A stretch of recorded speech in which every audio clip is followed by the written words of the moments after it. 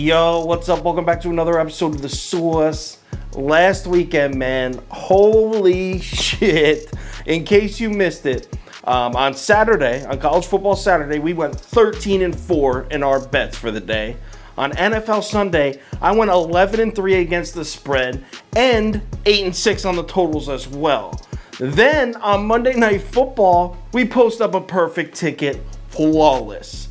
Holy shit, man. If you followed the VIP tickets, not even the extra bets that also hit, but if you followed just the VIP tickets, you made 13.9 units in just 3 days. But that was last weekend. This weekend is anew, and I don't want people to think I'm gonna do some crazy shit like that every weekend.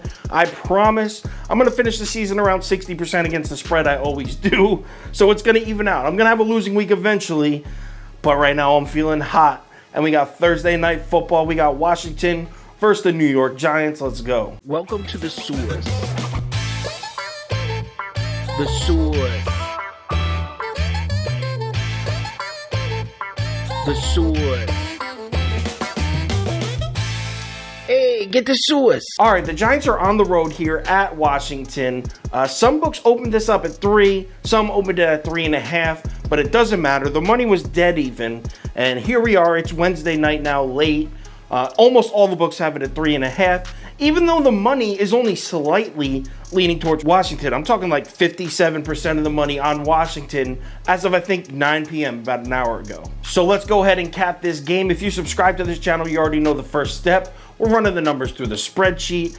According to the week 1 numbers, now this is just 1 week, Washington should be getting 9.01 points in this game. So the numbers are saying it should be Washington plus 9.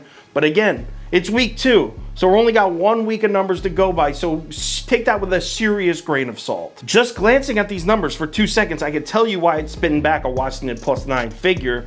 Look at the third down defense from Washington here. They allowed the LA Chargers to convert 74% of their third downs last week. What? 74%? Make a stop, man. Aren't you supposed to, like, yo, I have Washington's defense in 2 of my fantasy leagues. Aren't you supposed to be a good defense? Make a goddamn stop. All right, real quick, let's break this game down. Now, Taylor Heinicke officially starting at quarterback for Washington. If you've been following me for a while, you know I love playing backup quarterbacks. When a quarterback goes down, that first game that a backup's starting, you see the line shift like 6 points the other way, because the public always overvalues the quarterback. You'll see the whole world switch sides. It'll be like 75% of the money, quarterback gets hurt, 90% of the money this way, and all of a sudden, I'm getting 5 or 6 extra points with a team that's far better. So I usually like playing backup quarterbacks. But does that method even work here, really? I mean, I don't think people valued Ryan Fitzpatrick that highly to begin with.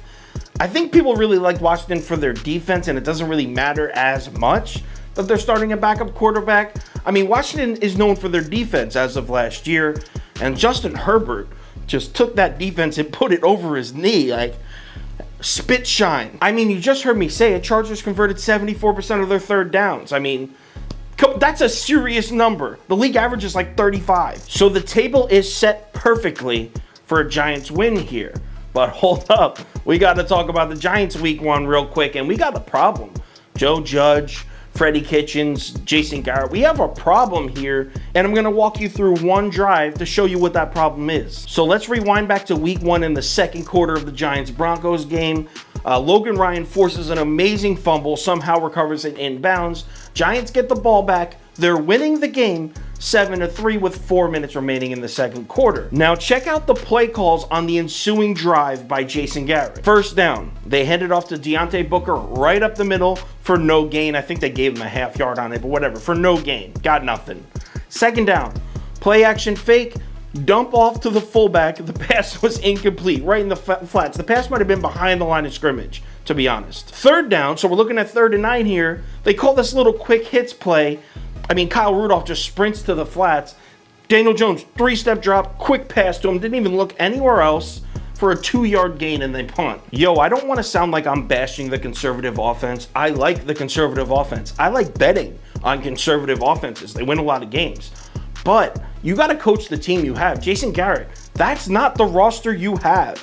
Garrett, you got Saquon Barkley, Kenny Galladay, you got Darius Slayton, you got a quarterback, a big play quarterback who has turnover issues. You do not have the depth chart to run 16, 17 play drives down the field and manage the game, control the clock. You don't have the roster for that. But you do have some home run hitters here. It's like Jason Garrett is managing a baseball team and he's got Mark McGwire, Sammy Sosa, and Barry Bonds in his lineup. Barry Bonds gets a walk and goes to first base, and Garrett's calling a bunt for McGwire to bunt Bonds over to second. Like, I don't care if in your book on how to coach football that's the right play. You got to coach the lineup that you have. You have home run hitters. Air it the f*** out. All in all, though, what I just said about the Giants' play calling, I think they already know that, and I think they're going to make the necessary adjustments here. I'm going to go with New York plus 3.5 here. I think they have more potential on the offensive side by a mile than the Washington football team does. So I'm going to take the Giants plus 3.5. I think they connect on a couple big plays in this game, and I think their defense plays great and holds Taylor Heineke down. Full bet slip. I'm going to be betting first half total, full game total probably, maybe a few props. All that will be posted on KyleKirms.com at 5 o'clock p.m. Eastern time. So make sure you check that out before you place your bets. Any crazy changes, any giant money shifts, any last minute injury updates, any line movement, I will tweet it out. Make sure you check my Twitter, Instagram story, and Facebook. I'll be sure to keep that updated if anything wild happens. Week 2, we are here. We absolutely slaughtered week 1. I want some more though. I'm just getting started. It's going to be a great year. Thanks for watching. I will talk to you on Twitter.